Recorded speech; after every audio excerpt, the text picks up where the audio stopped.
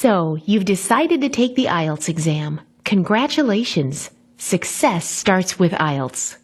The speaking test is divided into 3 sections. Part 1 is the introduction and general questions.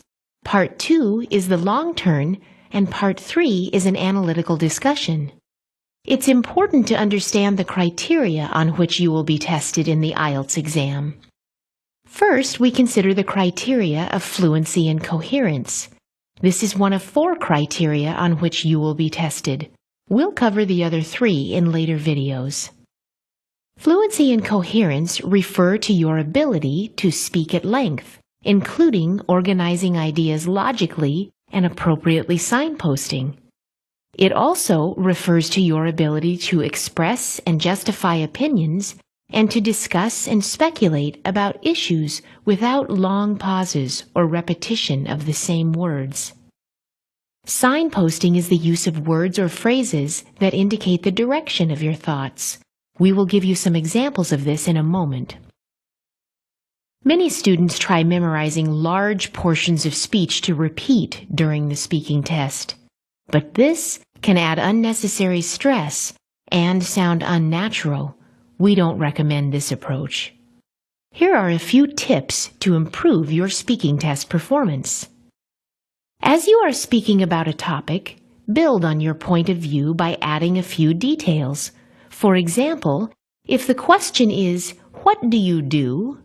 rather than responding with, "I am a teacher," you might expand this to, "I have been a high school mathematics teacher in New York for over 5 years."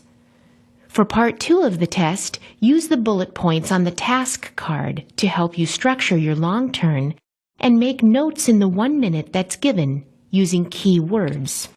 In Part 3 particularly, it is important to develop your answers and to speak at length.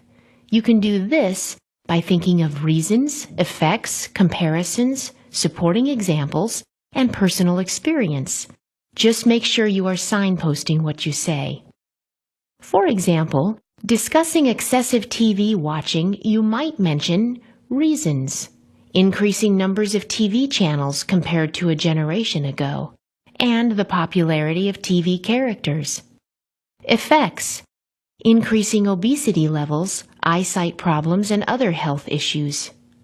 Experience, my nephew watches nothing except cartoons. He will not study. Here are some examples of signposting for Part 3 of the test. Compare-contrast. In my view, there are 2 main differences. Responding to a point. Yes, I agree because, or I'm not sure I agree with that. You see, speculating on the future. I think we'll probably see a lot of, or maybe there'll be more, or it's unlikely that we will have. Practice is the key to increasing your fluency. There are no shortcuts. Practice using English in everyday communication as much as you can. Record yourself talking about different subjects.